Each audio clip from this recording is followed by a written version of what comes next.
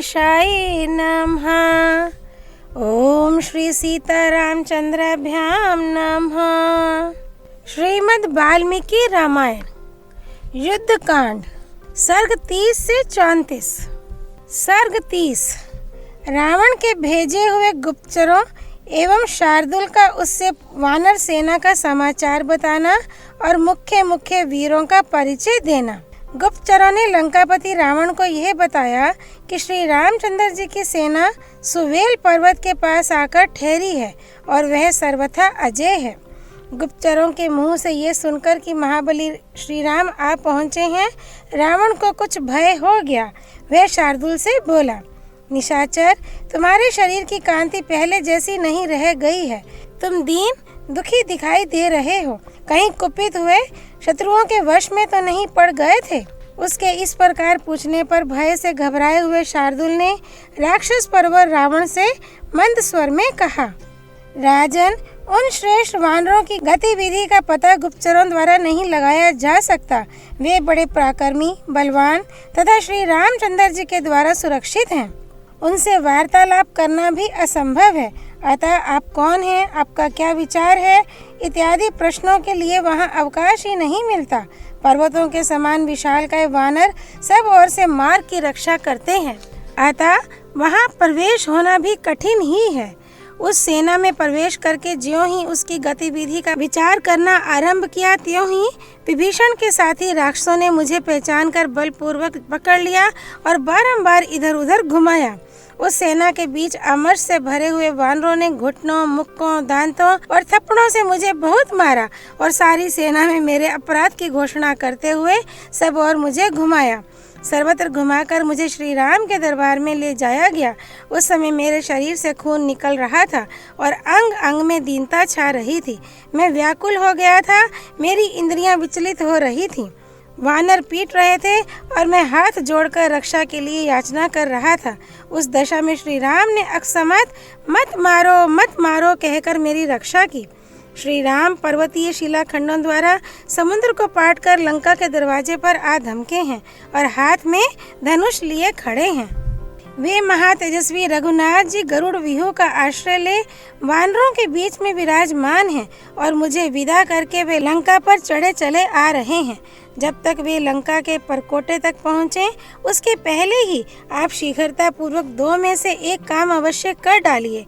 या तो उन्हें सीता जी को लौटा दीजिए या युद्ध स्थल में खड़े होकर उनका सामना कीजिए। उसकी बात सुनकर मन ही मन उस पर विचार करने के पश्चात राक्षस राज रावण ने शार्दुल से यह महत्वपूर्ण बात कही, यदि देवता, गंधर्व और दानव मुझसे युद्ध करें और संपूर्ण लोक मुझे भय देने लगे तो भी मैं सीता को नहीं लौटाऊंगा। ऐसा कहकर महातेजस्वी रावण फिर बोला, तुम तो वानरों की सेना में विचरण कर चुके हो। उसमें कौन कौन से वानर अधिक शूरवीर हैं? स्वामी, जो दुर्जय वानर हैं वे कैसे हैं, उनका प्रभाव कैसा है तथा वे किसके पुत्र और पौत्र हैं? राक्षस, ये सब बातें ठीक ठीक बताओ। उन वानरों का बलाबल जानकर तदनुसार कर्तव्य का निश्चय करूंगा। युद्ध की इच्छा रखने वाले पुरुष को अपने तथा शत्रु पक्ष की सेना की गणना, उसके विषय की आवश्यक जानकारी अवश्य करनी चाहिए। रावण के इस प्रकार पूछने पर श्रेष्ठ गुप्तचर शार्दुल ने उसके समीप यूं कहना आरंभ किया, राजन, उस वानर सेना में जामवन नाम से प्रसिद्ध एक वीर है जिसको युद्ध में परास्त करना बहुत ही कठिन है। वह ऋक्ष राजा तथा गदगद का पुत्र है। गदगद का एक दूसरा पुत्र भी है जिसका नाम धूम्र है। इंद्र के गुरु बृहस्पति का पुत्र केसरी है जिसके पुत्र हनुमान ने अकेले ही यहाँ आकर पहले बहुत से राक्षसों का संहार कर डाला था। धर्मात्मा और पराक्रमी सुषेण धर्म का पुत्र है। राजन दधिमुख नामक सौम्य वानर चंद्रमा का बेटा है। सुमुख, दुर्मुख और वेगदर्शी नामक वानर ये मृत्यु के पुत्र हैं। निश्चय ही स्वयंभू ब्रह्मा ने मृत्यु की ही इन वानरों के रूप में सृष्टि की है। स्वयं सेनापति नील अग्नि का पुत्र है। सुविख्यात वीर हनुमान वायु का बेटा है। बलवान एवं दुर्जय वीर अंगद इंद्र का नाती है। वह अभी नौजवान है। बलवान वानर मैंद और द्विविद ये दोनों अश्विनी कुमारों के पुत्र हैं। गज, गवाक्ष, गवे, शरभ और गंधमादन ये 5 यमराज के पुत्र हैं और काल एवं अंतक के समान पराक्रमी हैं। इस प्रकार देवताओं से उत्पन्न हुए तेजस्वी शूरवीर वानरों की संख्या 10 करोड़ है। वे सब के सब युद्ध की इच्छा रखने वाले हैं। इनके अतिरिक्त जो शेष वानर हैं उनके विषय में मैं कुछ नहीं कह सकता, क्योंकि उनकी गणना असंभव है। दशरथ नंदन श्री राम का विग्रह सिंह के समान सुगठित है। इनकी युवावस्था है। इन्होंने अकेले ही खरदूषण और त्रिशिरा का संहार किया था। इस भूमंडल में श्री रामचंद्र जी के समान पराक्रमी वीर दूसरा कोई नहीं है। इन्होंने ही विराट का और काल के समान विकराल कबंध का भी वध किया था। इस भूतल पर कोई भी मनुष्य ऐसा नहीं है जो श्री राम के गुणों का पूर्ण रूप से वर्णन कर सके। श्री राम ने ही जनस्थान में उतने राक्षसों का संहार किया था। धर्मात्मा लक्ष्मण भी श्रेष्ठ गजराज के समान पराक्रमी हैं। उनके बाणों का निशाना बन जाने पर देवराज इंद्र भी जीवित नहीं रह सकते। इनके सिवा उस सेना में श्वेत और ज्योतिर्मुख ये 2 वानर भगवान सूर्य के औरस पुत्र हैं। हेमकूट नाम का वानर वरुण का पुत्र बताया जाता है। वानर शिरोमणि वीरवर नल विश्वकर्मा के पुत्र हैं। वेगशाली और पराक्रमी दुर्धर वसु देवता का पुत्र है। आपके भाई राक्षस शिरोमणि विभीषण भी लंकापुरी का राज्य लेकर श्री रघुनाथ जी के ही हित साधन में तत्पर रहते हैं। इस प्रकार मैंने सुवेल पर्वत पर ठहरी हुई वानर सेना का पूरा वर्णन कर दिया। अब जो शेष कार्य है वह आपके ही हाथ है। श्री वाल्मीकि निर्मित आर्ष रामायण आदि काव्य के युद्ध कांड में 30वां सर्ग पूरा हुआ। सर्ग 31। माया रचित श्री राम का कटा मस्तक दिखाकर रावण द्वारा सीता को मोह में डालने का प्रयत्न। राक्षस राज रावण के गुप्तचरों ने जब लंका में लौटकर यह बताया कि श्री रामचंद्र जी की सेना सुवेल पर्वत पर आकर ठहरी है और उस पर विजय पाना असंभव है, तब उन गुप्तचरों की बात सुनकर और महाबली श्री राम आ गए, यह जानकर रावण को कुछ उद्वेग हुआ। उसने अपने मंत्रियों से इस प्रकार कहा, मेरे सभी मंत्री एकाग्रचित होकर शीघ्र यहाँ आ जाएं। राक्षसों, ये हमारे लिए गुप्त मंत्रणा करने का अवसर आ गया है। रावण का आदेश सुनकर समस्त मंत्री शीघ्रता पूर्वक वहां आ गए। तब रावण ने उन राक्षस जातीय सचिवों के साथ बैठकर आवश्यक कर्तव्य पर विचार किया। दुर्धर्ष वीर रावण ने जो उचित कर्तव्य था उसके विषय में शीघ्र ही विचार विमर्श करके उन सचिवों को विदा कर दिया और अपने भवन में प्रवेश किया। फिर उसने महाबली, महामायावी, माया विशारद राक्षस विद्युजीवा को साथ लेकर उस प्रमदा वन में प्रवेश किया जहाँ मिथिलेश कुमारी सीता विद्यमान थी। उस समय राक्षस राज रावण ने माया जानने वाले विद्युजीवा से कहा, हम दोनों माया द्वारा जनक नंदिनी सीता को मोहित करेंगे। निशाचर, तुम श्री रामचंद्र जी का माया निर्मित मस्तक लेकर एक महान धनुष बाण के साथ मेरे पास आओ। रावण की यह आज्ञा पाकर निशाचर विद्युजीवा ने कहा, बहुत अच्छा। फिर उसने रावण को बड़ी कुशलता से प्रकट की हुई अपनी माया दिखाई। इससे राजा रावण उस पर बहुत प्रसन्न हुआ और उसे अपना आभूषण उतार कर दे दिया।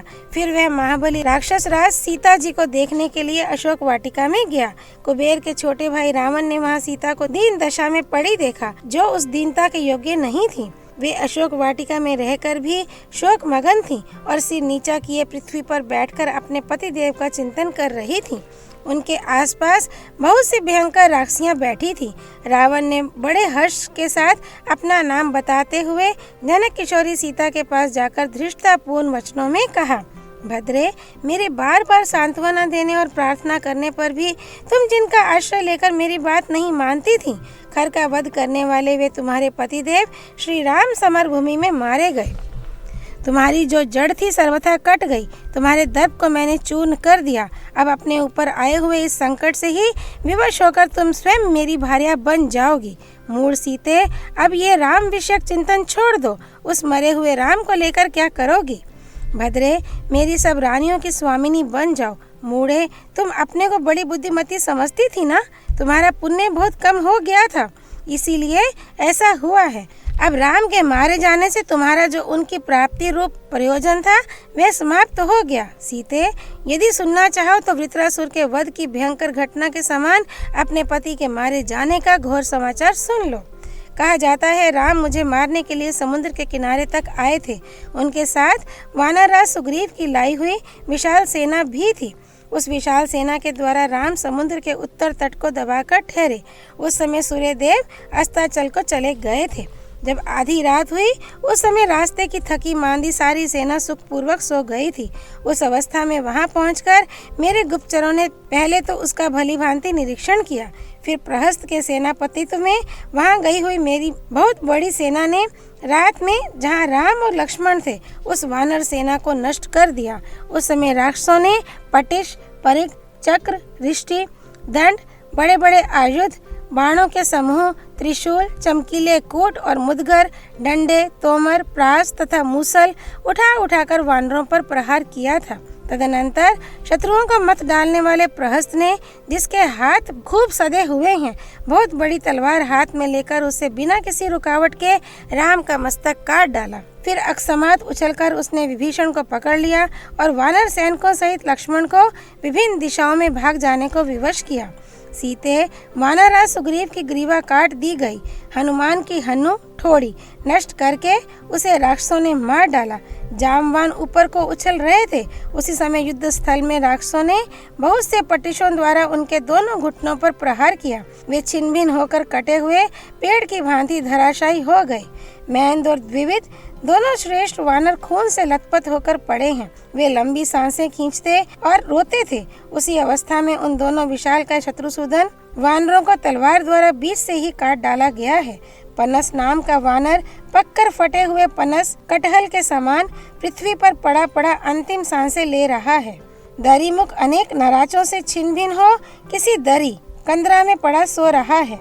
महातेजस्वी कुमुद सहायकों से घायल हो चीखता चिल्लाता हुआ मर गया। अंगधारी अंगद पर आक्रमण करके बहुत से राक्षसों ने उन्हें बाणों द्वारा छिन्न-भिन्न कर दिया है।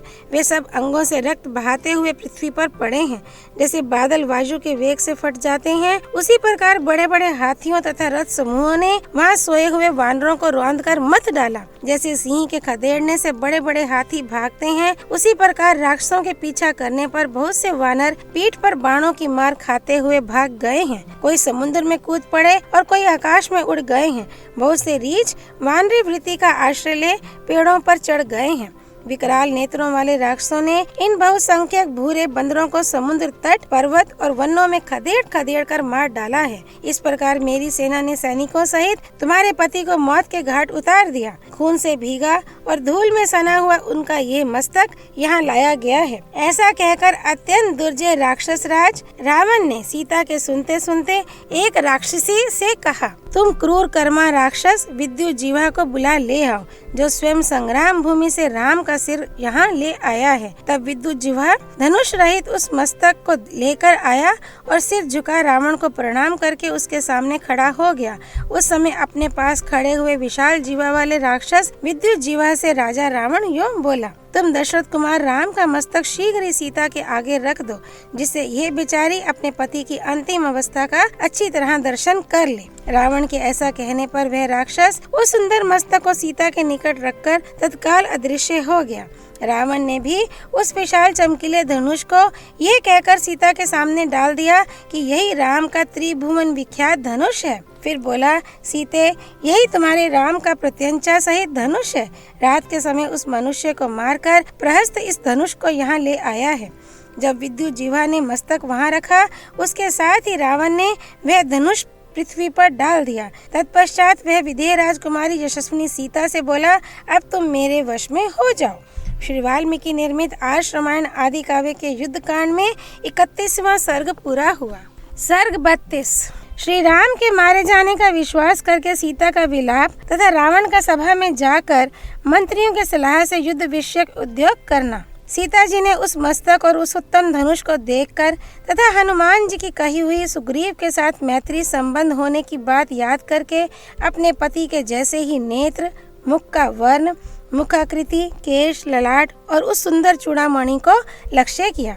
उन सब चिन्हों से पति को पहचान कर वे बहुत दुखी हुई और क्रूरी की भांति रो रो कर कैकेयी की निंदा करने लगी। कैकेयी, अब तुम सफल मनोरथ हो जाओ। रघुकुल को आनंदित करने वाले ये मेरे पतिदेव मारे गए। तुम स्वभाव से ही कलहकारिणी हो। तुमने समस्त रघुकुल का संहार कर डाला। अरे श्री राम ने कैकेयी का कौन सा अपराध किया था जिससे उसने इन्हें चीर वस्त्र देकर मेरे साथ वन में भेज दिया था। ऐसा कहकर दुख की मारी तपस्विनी वैदेही बाला थर थर कांपती हुई कटी कदली के समान पृथ्वी पर गिर पड़ी। फिर 2 घड़ी में उनकी चेतना लौटी और वे विशाल लोचना सीता कुछ धीरज धारण कर उस मस्तक को अपने निकट रखकर विलाप करने लगी। हाय महाबाहो, मैं मारी गई। आप वीर व्रत का पालन करने वाले थे। आपकी इस अंतिम अवस्था को मुझे अपनी आंखों से देखना पड़ा। आपने मुझे विधवा बना दिया। स्त्री से पहले पति का मरना उसके लिए महान अनर्थकारी दोष बताया जाता है। मुझ सती साध्वी के रहते हुए मेरे सामने आप जैसे सदाचारी पति का निधन हुआ, ये मेरे लिए महान दुख की बात है। मैं महान संकट में पड़ी हूँ, शोक के समुद्र में डूबी हूँ। जो मेरा उद्धार करने के लिए उद्यत थे, उन आप जैसे वीर को भी शत्रुओं ने मार गिराया। रघुनंदन, जैसे कोई बछड़े के प्रति स्नेह से भरी हुई गाय को उस बछड़े से विलग कर दे, यही दशा मेरी सास कौशल्या की हुई है। वे दयामयी जननी आप जैसे पुत्र से बिछुड़ गईं। रघुवीर, ज्योतिषियों ने तो आपकी आयु बहुत बड़ी बताई थी, किंतु उनकी बात झूठी सिद्ध हुई। रघुनंदन, आप बड़े अल्पायु निकले। अथवा बुद्धिमान होकर भी आपकी बुद्धि मारी गई। तभी तो आप सोते हुए ही शत्रु के वश में पड़ गए, अथवा ये काल ही समस्त प्राणियों के उद्भव में हेतु है। अतः वही प्राणी मात्र को पकाता है, उन्हें शुभ शुभ कर्मों के फल से संयुक्त करता है। आप तो नीति शास्त्र के विद्वान थे, संकट से बचने के उपायों को जानते थे और व्यसनों के निवारण में कुशल थे, तो भी कैसे आपको ऐसी मृत्यु प्राप्त हुई जो दूसरे किसी वीर पुरुष को प्राप्त होती नहीं देखी गई थी। कमल नयन, भीषण और अत्यंत क्रूर काल रात्रि आपको हृदय से लगाकर मुझसे हठात छीन ले गई। पुरुषोत्तम महाभाव, आप मुझ तपस्विनी को त्याग कर अपनी प्रियतमा नारी की भांति इस पृथ्वी का आलिंगन करके यहाँ सो रहे हैं। वीर, जिसका मैं प्रयत्न पूर्वक गंध और पुष्पमाला आदि के द्वारा नित्य प्रति पूजन करती थी तथा जो मुझे बहुत प्रिय था, ये आपका वही स्वर्ण भूषित धनुष है। निष्पाप रघुनंदन, निश्चय ही आप स्वर्ग में जाकर मेरे ससुर और अपने पिता महाराज दशरथ से तथा अन्य सब पितरों से भी मिले होंगे। आप पिता की आज्ञा का पालन रूपी महान कर्म करके अद्भुत पुण्य का उपार्जन कर यहाँ से अपने उस राज ऋषि कुल की उपेक्षा करके उसे छोड़कर जा रहे हैं जो आकाश में नक्षत्र बनकर प्रकाशित होता है। आपको ऐसा नहीं करना चाहिए। राजन, आपने अपनी छोटी अवस्था में ही, जबकि मेरी भी छोटी ही अवस्था थी, मुझे पत्नी रूप में प्राप्त किया। मैं सदा आपके साथ विचरने वाली सहधर्मिणी हूँ। आप मेरी ओर क्यों नहीं देखते हैं अथवा मेरी बात का उत्तर क्यों नहीं देते हैं? काकुत्स, मेरा पाणी ग्रहण करते समय जो आपने प्रतिज्ञा की थी कि मैं तुम्हारे साथ धर्माचरण करूँगा, उसका स्मरण कीजिए और मुझ दुखिनी को भी साथ ही ले चलिए। गतिमानों में श्रेष्ठ रघुनंदन, आप मुझे अपने साथ वन में लाकर और यहाँ मुझ दुखिनी को छोड़कर इस लोक से परलोक को क्यों चले गए? मैंने ही अनेक मंगलमय उपचारों से सुंदर आपके जिस श्री विग्रह का आलिंगन किया था, आज उसी को मांस भक्षी हिंसक जंतु अवश्य इधर उधर घसीट रहे होंगे। आपने तो पर्याप्त दक्षिणाओं से युक्त अग्निष्टोम आदि यज्ञों द्वारा भगवान यज्ञ पुरुष की आराधना की है। फिर क्या कारण है कि अग्निहोत्र की अग्नि से दाह संस्कार का सुयोग आपको नहीं मिल रहा है? हम 3 व्यक्ति एक साथ वन में आए थे, परंतु अब शोकाकुल हुई माता कौशल्या केवल एक व्यक्ति लक्ष्मण को ही घर लौटा हुआ देख सकेंगी। उनके पूछने पर लक्ष्मण उन्हें रात्रि के समय राक्षसों के हाथ से आपके मित्र की सेना के तथा सोते हुए आपके भी वध का समाचार अवश्य सुनाएंगे। रघुनंदन, जब उन्हें ये ज्ञात होगा कि आप सोते समय मारे गए और मैं राक्षस के घर में हर लाई गई हूँ, तो उनका हृदय विदीर्ण हो जाएगा और वे अपने प्राण त्याग देंगी। हाय, मुझ अनार्या के लिए निष्पाप राजकुमार श्री राम जो महान पराक्रमी थे, समुद्र लंघन जैसा महान कर्म करके भी गाय की खुरी के बराबर जल में डूब गए, बिना युद्ध किए सोते समय मारे गए। हाय, दशरथ नंदन श्री राम मुझ जैसी कुल कलंकिनी नारी को मोहवश ब्याह लाए। पत्नी ही आर्यपुत्र श्री राम के लिए मृत्यु रूप बन गई। जिनके यहाँ सब लोग याचक बनकर आते थे एवं सभी अतिथि जिन्हें प्रिय थे, उन्हीं श्री राम की पत्नी होकर जो मैं आज शोक कर रही हूँ, इससे जान पड़ता है कि मैंने दूसरे जन्म में निश्चय ही उत्तम दान धर्म में बाधा डाली थी। रावण, मुझे भी श्री राम कि शव के ऊपर रखकर मेरा वध करा डालो। इस प्रकार पति को पत्नी से मिला दो। ये उत्तम कल्याणकारी कार्य है, इसे अवश्य करो। रावण, मेरे सिर से पति के सिर का और मेरे शरीर से उनके शरीर का संयोग करा दो। इस प्रकार मैं अपने महात्मा पति की गति का ही अनुसरण करूंगी। इस प्रकार दुख से संतप्त हुई विशालोचना जनक नंदिनी सीता पति के मस्तक तथा धनुष को देखने और विलाप करने लगी। जब सीता इस तरह विलाप कर रही थी, उसी समय वहां रावण की सेना का एक राक्षस हाथ जोड़े हुए अपने स्वामी के पास आया। उसने आर्य पुत्र महाराज की जय हो कहकर रावण का अभिवादन किया और उसे प्रसन्न करके ये सूचना दी कि सेनापति प्रहस्त पधारे हैं। प्रभु, सब मंत्रियों के साथ प्रहस्त महाराज की सेवा में उपस्थित हुए हैं। वे आपका दर्शन करना चाहते हैं, इसीलिए उन्होंने मुझे यहाँ भेजा है। क्षमाशील महाराज, निश्चय ही कोई अत्यंत आवश्यक राजकीय कार्य आप पड़ा है, अतः आप उन्हें दर्शन देने का कष्ट करें। राक्षस की कही हुई ये बात सुनकर दशग्रीव रावण अशोक वाटिका छोड़कर मंत्रियों से मिलने के लिए चला गया। उसने मंत्रियों से अपने सारे कृत्य का समर्थन कराया और श्री रामचंद्र जी के पराक्रम का पता लगाकर सभा भवन में प्रवेश करके वह प्रस्तुत कार्य की व्यवस्था करने लगा। रावण के वहां से निकलते ही वह सिर और उत्तम धनुष दोनों अदृश्य हो गए। राक्षस राज रावण ने अपने उन भयानक मंत्रियों के साथ बैठकर राम के प्रति किए जाने वाले तत्कालोचित कर्तव्य का निश्चय किया। फिर राक्षस राज रावण ने पास ही खड़े हुए अपने हितैषी सेनापतियों से इस प्रकार समय अनुकूल बात कही। तुम सब लोग शीघ्र ही डंडे से पीट पीट कर धौंसा बजाते हुए समस्त सैनिकों को एकत्र करो, परंतु उन्हें इसका कारण नहीं बताना चाहिए। तब दूतों ने तथास्तु कहकर रावण की आज्ञा स्वीकार की और उसी समय सहसा विशाल सेना को एकत्र कर दिया। फिर युद्ध की अभिलाषा रखने वाले अपने स्वामी को ये सूचना दी कि सारी सेना आ गई। श्री वाल्मीकि निर्मित आर्ष रामायण आदि काव्य के युद्ध कांड में 32वां सर्ग पूरा हुआ। सर्ग 33। शर्मा का सीता को सांत्वना देना, रावण की माया का भेद खोलना, श्री राम के आगमन का प्रिय समाचार सुनाना और उनके विजयी होने का विश्वास दिलाना। विदेह नंदिनी सीता को मोह में पड़ी हुई देख शर्मा नाम की राक्षसी उनके पास उसी तरह आई जैसे प्रेम रखने वाली सखी अपनी प्यारी सखी के पास जाती है। सीता राक्षस राज की माया से मोहित हो बड़े दुख में पड़ गई थी। उस समय मृदुभाषिणी शर्मा ने उन्हें अपने वचनों द्वारा सांत्वना दी। शर्मा रावण की आज्ञा से सीता जी की रक्षा करती थी। उसने अपनी रक्षणिया सीता के साथ मैत्री कर ली थी। वह बड़ी दयालु और दृढ़ संकल्प थी। शर्मा ने सखी सीता को देखा। उनकी चेतना नष्ट सी हो रही थी, जैसे परिश्रम से थकी हुई घोड़ी धरती की धूल में लौटकर खड़ी हुई हो। उसी प्रकार सीता भी पृथ्वी पर लौटकर रोने और विलाप करने के कारण धूलि धूसरित हो रही थी। उसने एक सखी के स्नेह से उत्तम व्रत का पालन करने वाली सीता को आश्वासन दिया, विदेह नंदिनी, धैर्य धारण करो, तुम्हारे मन में व्यथा नहीं होनी चाहिए।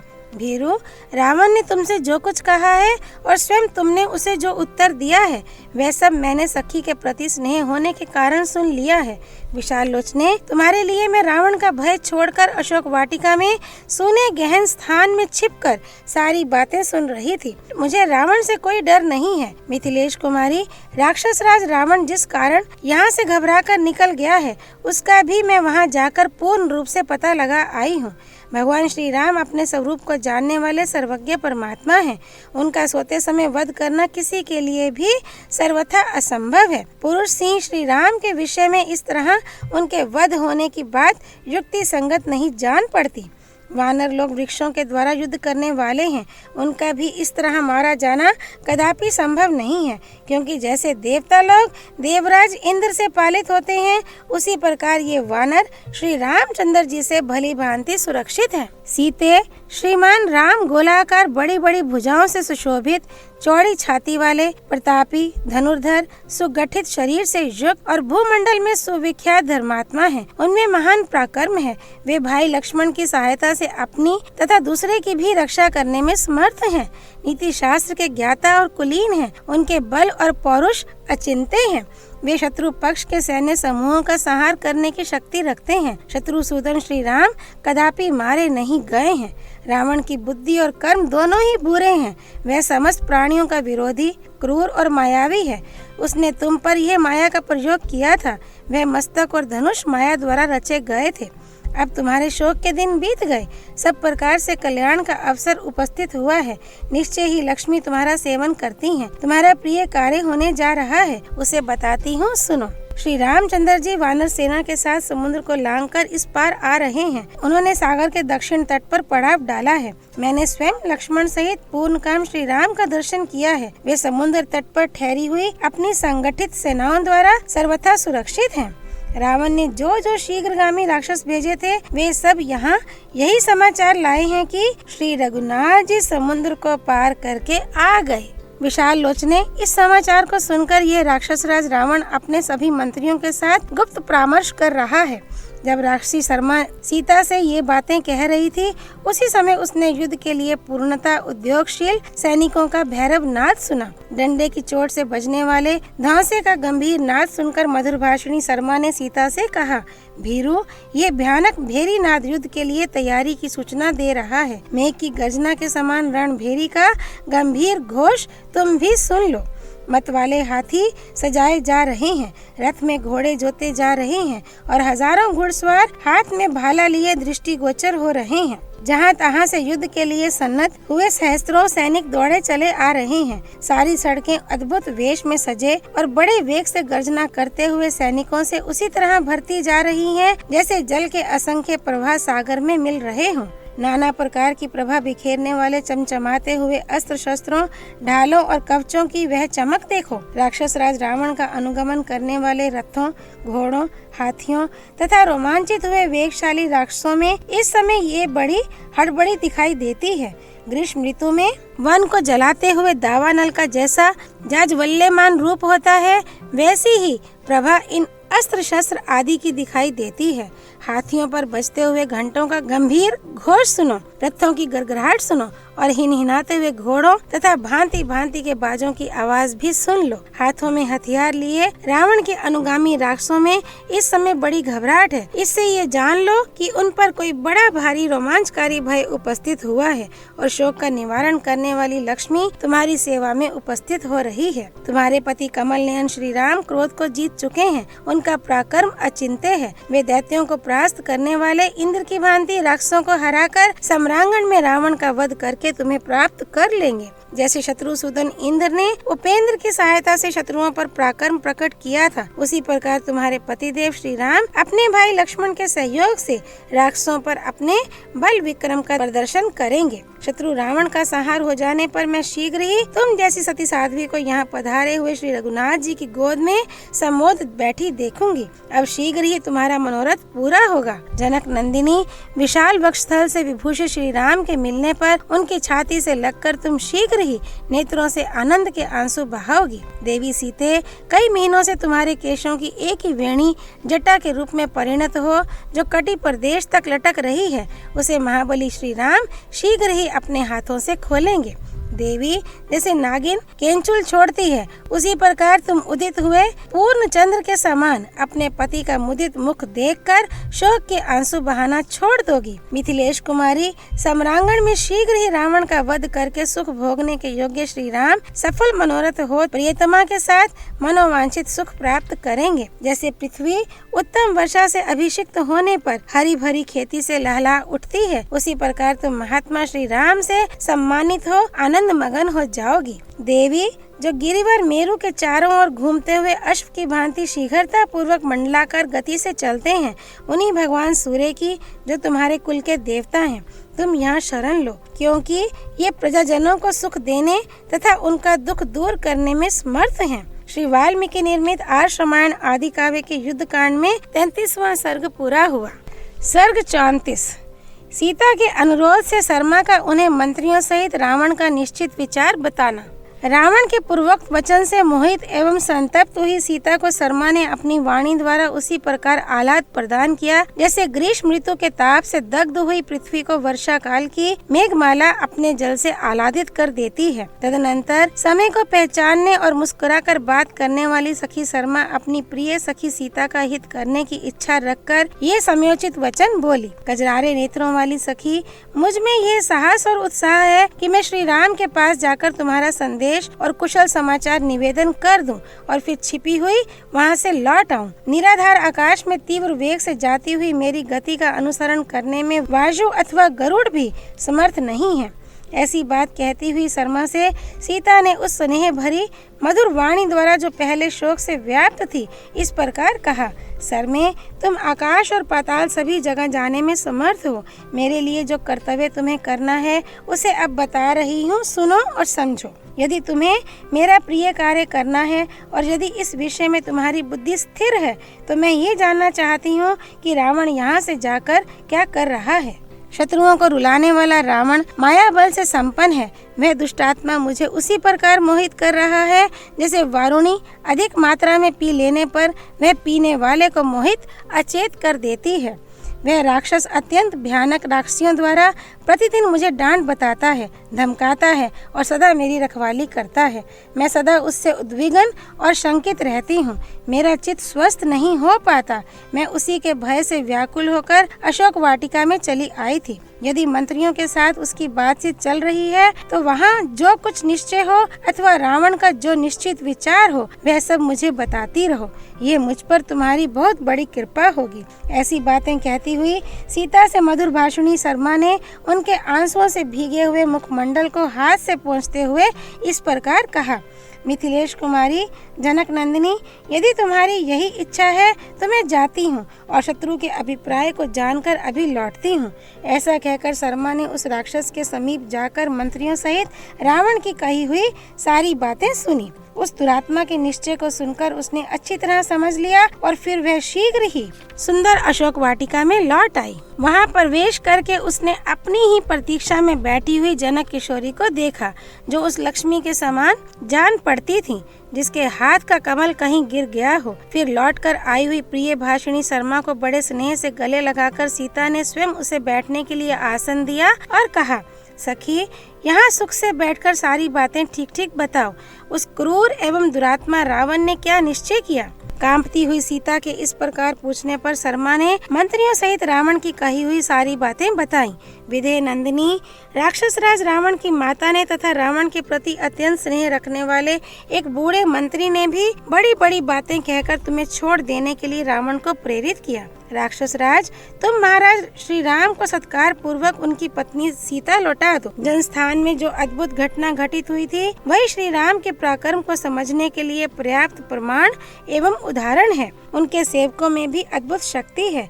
हनुमान ने जो समुद्र को लांघा, सीता से भेंट की और युद्ध में बहुत से राक्षसों का वध किया, ये सब कार्य दूसरा कौन मनुष्य कर सकता है। इस प्रकार बूढ़े मंत्रियों तथा माता के बहुत समझाने पर भी वह तुम्हें उसी तरह छोड़ने की इच्छा नहीं करता है जैसे धन का लोभी धन को त्यागना नहीं चाहता है। मिथिलेश कुमारी, वह युद्ध में मरे बिना तुम्हें छोड़ने का साहस नहीं कर सकता। मंत्रियों सहित उस निरीशंस निशाचर का यही निश्चय है। रावण के सिर पर काल नाच रहा है, इसलिए उसके मन में मृत्यु के प्रति लोभ पैदा हो गया है। यही कारण है कि तुम्हें ना लौटाने के निश्चय पर उसकी बुद्धि सुस्थिर हो गई है। वह जब तक युद्ध में राक्षसों के संहार और अपने वध के द्वारा नष्ट नहीं हो जाएगा, केवल भय दिखाने से तुम्हें नहीं छोड़ सकता। कजरारे नेत्रों वाली सीते, इसका परिणाम यही होगा कि भगवान श्री राम अपने सर्वथा तीखे बाणों से युद्ध स्थल में रावण का वध करके तुम्हें अयोध्या को ले जाएंगे। इसी समय भेरी नाद और शंख ध्वनि से मिला हुआ समस्त सैनिकों का महान कोलाहल सुनाई दिया जो भूकंप पैदा कर रहा था। वानर सैनिकों के उस भीषण सिंहनाद को सुनकर लंका में रहने वाले राक्षस राज रावण के सेवक हतोत्साह हो गए। उनकी सारी चेष्टा दीनता से व्याप्त हो गई। रावण के दोष से उन्हें भी कोई कल्याण का उपाय नहीं दिखाई देता था।